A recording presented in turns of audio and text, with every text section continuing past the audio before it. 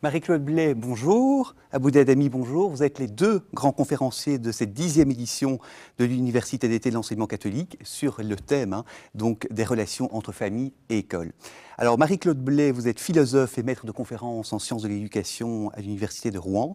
Vous avez notamment publié avec Marcel Gauchet et Dominique Otavi pour une philosophie de l'éducation, ainsi que les conditions de l'éducation. Et alors, le bouquin, on l'a ici d'ailleurs, il a été publié tout récemment en début d'année 2014, Transmettre, apprendre. Voilà. Aboudé Adami, vous êtes psychothérapeute, vous êtes aussi professeur de psychologie clinique à l'Institut libre Marie-Abs, c'est à Bruxelles. Alors, Marie-Claude Blais, on vous a entendu lors de votre conférence, vous êtes plus particulièrement intéressée aux incidences des transformations donc, de la famille sur le domaine éducatif. Alors, sans imputer évidemment à ces nouvelles configurations familiales toutes les difficultés que rencontre l'école, et sans aussi déplorer la perte donc d'un modèle disparu, vous vous demandez si ces transformations sont pour quelque chose dans les difficultés que rencontre l'école. Aboudé Adami, vous, c'est la clinique pratique qui vous a permis donc d'explorer l'univers des adolescents et des jeunes adultes et des relations enfants-parents. Et vous vous posez d'ailleurs la question suivante, est-ce que c'est vraiment une bonne idée que les parents viennent à l'école ? Pour y faire quoi, d'ailleurs, dites-vous? Alors, vous reconnaissez toutefois que famille et école doivent être partenaires et vous attirez notre attention, en fait, sur le fait qu'il faut parvenir à définir des points de rencontre et de dialogue pour que ce partenariat puisse se mettre en place. Voilà. Alors, Guy Selderslag co-anime cet entretien avec moi et c'est lui qui va poser la première question. Alors, on va commencer avec vous, Marie-Claude Blais. Vous estimez que, faute d'un pilier partagé, famille et école semblent condamnées à errer sans fin à la recherche de leur mission propre. L'éducation risque de devenir vraiment impossible, dites-vous. Quel pourrait, d'après vous, être ce pilier partagé ? Oui, ce pilier partagé, c'est celui qu'on a pu observer pendant une période assez longue de mise en place de l'école obligatoire qui a correspondu avec la naissance de la famille moderne. Et aussi bien dans la famille que dans l'école, il y avait une conception commune de l'éducation, même si les rôles et les tâches spécifiques de l'une et de l'autre étaient différentes. C'est-à-dire que la représentation commune, c'était, comment dire, une éducation qui développe évidemment toute la personnalité de l'enfant, qui lui apprend l'autonomie, qui lui apprend à être libre, mais qui se fait dans la perspective d'une intégration de cet enfant dans une vie collective et dans des institutions dans lesquelles il aura à s'insérer et avec lesquelles il aura à collaborer par la suite. C'est cette communauté de conception ou de représentation qui semble disparaître aujourd'hui, alors qu'elle a existé de manière très fragile, sous forme de compromis souvent, mais elle était présente dans les représentations des familles et dans leur projet de vie pour les enfants. Elle n'est plus présente en particulier parce que du fait de ces mutations des familles, il y a un investissement très grand sur le présent et sur l'épanouissement de l'enfant au présent et sur le bonheur à l'intérieur de la famille, dans la sphère privée, et un certain oubli de la dimension du futur de l'enfant et de la dimension collective de la vie de cet enfant. Et c'est ça qui porte atteinte à ce pilier qui nous semble être nécessaire et que l'on va retrouver inévitablement si l'on veut préserver les conditions de l'éducation. Et alors, est-ce qu'on est condamné d'aller à la recherche du pilier perdu ? Ou bien, comment fait-on face à ce modus operandi social qui a évolué et qui n'est plus présent aujourd'hui, ce compromis, certes difficile, qui a existé et qui n'est plus présent aujourd'hui ? Je pense que c'est un travail de réflexion collective qui dépasse d'ailleurs les familles et l'école, qui est dans une réflexion de toute la société sur cette question d'éducation. Parce que l'éducation est vraiment l'élément nécessaire à la survie d'une société et à sa continuité. Et on sent bien que aujourd'hui, elle est tellement fragilisée qu'on peut aller vers une sorte d'explosion, hein, d'incapacité de faire en sorte que cette société transmette aux enfants ce qui leur permettra de continuer la vie du groupe. Et donc, il va y avoir inévitablement une prise de conscience, et je pense qu'on peut tous collaborer à cette réflexion, aussi bien les parents que l'école, et que les médias, qui jouent un grand rôle dans cette individualisation et cette limitation des perspectives au présent et au privé, en exaltant justement toute cette dimension du plaisir et en niant toutes les institutions.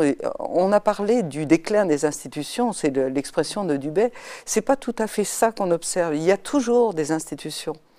Et il y en aura toujours parce que c'est elles qui garantissent notre liberté, en particulier la sphère politique. Mais il y a une espèce de déni, c'est-à-dire on ne veut pas les voir, on ne les reconnaît pas. Et c'est ce déni qu'il faut surmonter. Alors, Aboudé Adami, pourquoi d'après vous justement cette relation école-famille, est-ce qu'elle est difficile à établir ?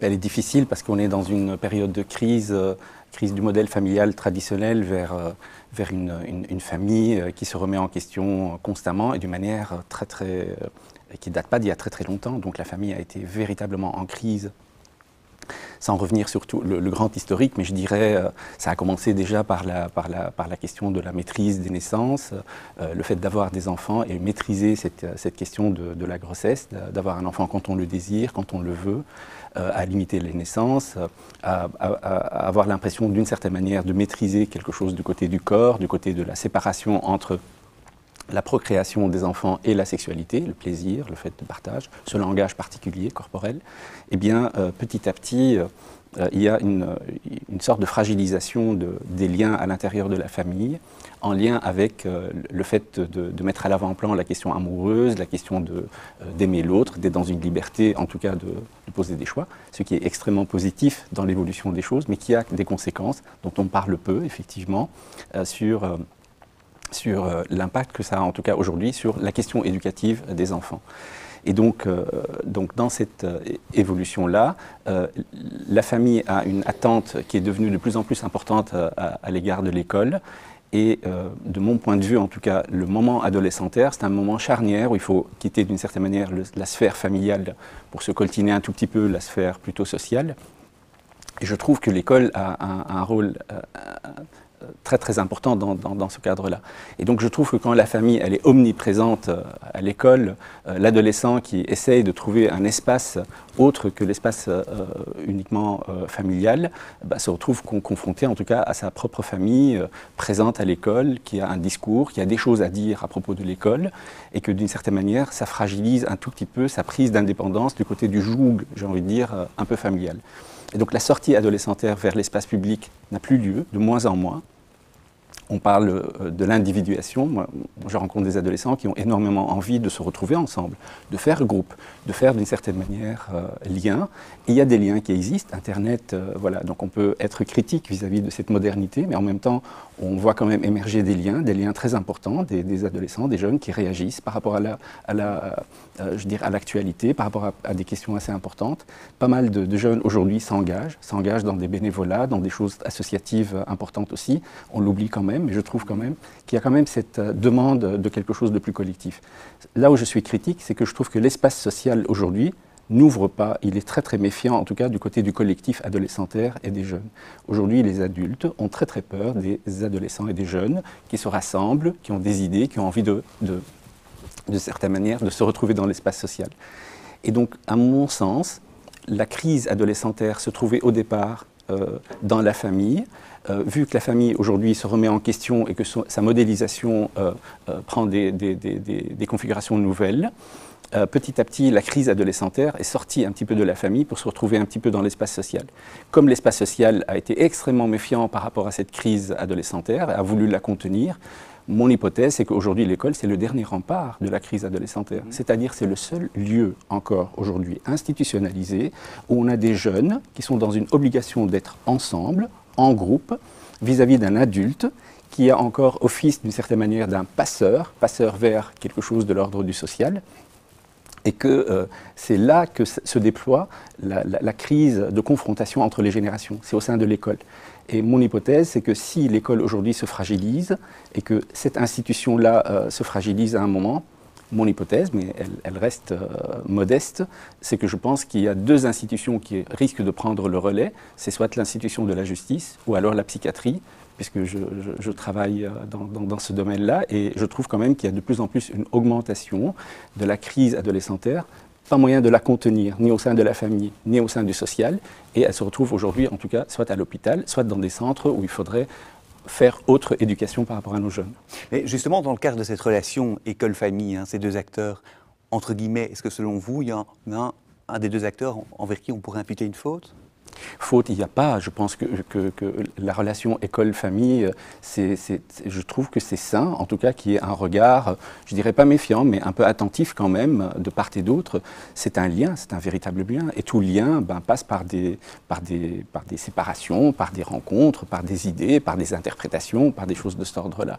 Non, je trouve que c'est un lien qui est quand même construit, par ailleurs. Je trouve qu'il est en crise, mais c'est un lien quand même qui existe, bien sûr, entre la famille et l'école. Mais ce matin, Madame Blais parlait quand même d'une référence à une auteure américaine qui disait la crise institutionnelle. La manière dont les parents parlent de l'institution, c'est pour moi fondamental, effectivement. Les parents, quand vous avez des parents qui sont dans une position où ils sont extrêmement critiques par rapport à toute institution, que ce soit la police, les parents qui conduisent, qui dépassent la vitesse et ils disent on s'en fout du flash, on s'en fout de la police, qu'est-ce que cette institution qui est crétine vient encore me dire, la justice c'est en dessous de tout, il ne faut pas faire appel à la justice. Quand on dit la poste, tout ce qui est fonctionnement, qui fait fonctionnement de la société, il est complètement mis détruit comme ça dans le discours des parents. Je trouve que c'est extrêmement difficile pour des enfants à un moment de pouvoir à un moment réinvestir l'institution dans ce discours. Oui, vous rejoignez ce qui vient d'être dit. On est tout à fait d'accord là-dessus. C'est vraiment la crise profonde et peut-être ce pilier partagé, ça serait le respect des institutions, de la part des familles, de la part de la société en général. Et effectivement, le pire, c'est qu'on est complètement schizophrène par rapport à ça, parce qu'on sait très bien qu'on a besoin des institutions. Dès qu'il y a un attentat, que fait la police, etc., on a besoin de sécurité. Mais par contre, on ne reconnaît pas l'importance. On passe son temps à le dénigrer et les médias sont au premier plan sur ce plan-là. C'est-à-dire l'école c'est tourné en dérision, la police n'en parlons pas, etc., les institutions de justice. Et un enfant ne peut pas trouver sa place dans une société, il ne peut pas être éduqué sans avoir une représentation positive des institutions, ça nous paraît évident. Maintenant, je suis sensible à votre position un peu iconoclaste par rapport à l'intervention des parents dans l'école. Et je la partagerai volontiers, parce que je pense aussi que, je l'ai dit un petit peu dans ma conférence, que cette connivence difficile mais réelle entre les parents et l'école, elle était liée à une certaine confiance des familles face à l'institution, une espèce de délégation. Notre place n'est pas à l'école. C'est pas de notre responsabilité, ce qui est du ressort de l'école. Quelqu'un parlait de la juste place, etc. Mais c'est quoi cette juste place? Il faut le savoir, c'est pas forcément dans l'école. Et l'adolescent en particulier, peut-être moins pour les plus jeunes enfants, ça peut se faire progressivement, mais il a besoin d'un espace de vie entre pairs, de vie collective, de vie associative, qui ne soit plus sous l'emprise des parents. Si les parents sont toujours là, alors ils peinent à faire ce passage vers l'extérieur. Je suis entièrement d'accord avec vous et c'est difficile d'aborder ce problème avec les associations de parents d'élèves. L'enregistrement peut-être l'abordera parce que, comme disait un ministre de l'Éducation, je ne sais plus lequel, le problème pour l'éducation, c'est qu'il y a plus de parents d'élèves que d'enseignants. Et donc, la pression, elle se fait avec un poids énorme des familles sur l'école. Alors, je reviens un petit peu à Internet à ce propos-là. Effectivement, le danger d'Internet, qui est sa chance, enfin la chance qu'il nous offre aussi, c'est que ça peut permettre effectivement des échanges entre la famille et l'école et des échanges qui soient un peu distants. Mais le risque aussi, c'est que, et on le voit déjà, c'est que les parents soient en permanence informés des moindres faits et gestes de leurs enfants dans l'école. Vous avez dû rencontrer ces difficultés-là dans votre clinique. Et effectivement, alors qu'on cherche une séparation qui soit un lien, vous avez tout à fait raison, hein, il faut un lien, mais aussi une séparation, une articulation, donc, mais où chacun reste à sa place. Là, avec Internet, on peut trouver cette articulation, mais on peut aussi tomber dans le danger d'une permanence du lien à tout instant. Hein. Et je reviens vers vous, Aboud Adami, justement par rapport à tout ce qu'on évoquait il y a un instant. Comment s'en sortir finalement entre, d'une part, voilà, la sphère familiale qui cherche quelque part à protéger l'enfant, le jeune, et le cadre scolaire qui, lui, instaure rythme et règles. Comment est-ce qu'on peut s'en sortir? Mais je trouve que c'est une chance extraordinaire qu'on a actuellement d'être en crise par rapport à ces questions-là. Le fait de débattre de ces questions aujourd'hui, on n'a jamais autant débattu aujourd'hui de la question de la scolarité, du sens de l'école aujourd'hui. Je trouve que Internet ne peut pas être concurrentiel par rapport à l'école. L'Internet, il permet une mémoire extérieure, comme dit Michel Serres, une extériorisation un petit peu de notre mémoire, et il est positif dans l'idée de ça va libérer notre mémoire pour faire autre chose. Et quand il reprend les grandes mutations dans l'histoire, du côté vers l'écrit et puis vers l'imprimerie et ainsi de suite, ben, ça a libéré en tout cas l'être humain quand même de toute une série de choses pour pouvoir... Voilà. Donc aujourd'hui le défi c'est, est-ce que cette extériorisation de la mémoire contenue dans les machines, voilà, est-ce que ça va libérer quelque chose en tout cas du côté de nos enfants? Et le fait de libérer cette mémoire pour nos enfants, ça ne veut pas dire aujourd'hui que la question de l'apprentissage, elle est caduque. Je ne le pense pas. Je pense qu'ils ont accès à un savoir beaucoup plus facilement et que ce savoir-là doit être accompagné par une initiation. On s'initie. Ça me fait penser juste à un des voyages où j'étais au pays d'Ogon, et il y avait le Ogon, donc le chef des Dogons, qui en fait, comme vous le savez, il habite dans une grotte. Une fois qu'il est élu Ogon, pas de chance pour lui en tout cas, il devient le chef des Dogons, et il est dans une grotte, il ne peut plus descendre sur Terre. Donc il a vraiment une vision, je dirais, l'esprit un petit peu en hauteur, il a une vision un peu d'ensemble du pays. Donc j'ai insisté pour pouvoir le rencontrer et comme vous le savez peut-être, donc dans le pays d'Ogon, on ne parle pas un peu comme ça, on parle juste par des métaphores et par des images, ce qui permet une grande interprétation. Et en fait, on a l'impression de se comprendre, mais en fait, chacun comprend ce qu'il veut. Et en fait, ce qui était extraordinaire, c'est que ce qui me restait en tout cas de cette rencontre avec ce Ogon d'Afrique, c'est de dire que vous avez accès au savoir sans initiation. Alors que pour nous, c'est l'initiation qui est beaucoup plus importante que le savoir. Et je trouve que c'est assez sage quand même comme vision. C'est-à-dire que le savoir aujourd'hui, il est disponible. Mais comment est-ce qu'on est initié? Comment est-ce qu'on s'initie? Et initié, ce n'est pas seulement de l'apprentissage. Il y a aussi un décalage par rapport à ça. Et je trouve que l'école aujourd'hui, elle est devant une chance extraordinaire, si elle la saisit concrètement, de décaler les choses entre un apprentissage tel qu'il a été du temps de Cro-Magnon, vers aujourd'hui, quelque chose de l'ordre de comment est-ce qu'on initie quelque chose vis-à-vis de nos jeunes pour avoir accès à ce savoir et qu'est-ce qu'on peut en faire, qu'est-ce qu'ils peuvent en faire et comment les accompagner là-dedans. Je trouve que c'est une idée vraiment très chouette, très originale, si l'école peut la saisir. Du côté de la famille, je pense que la famille, elle est en mutation et elle réfléchit.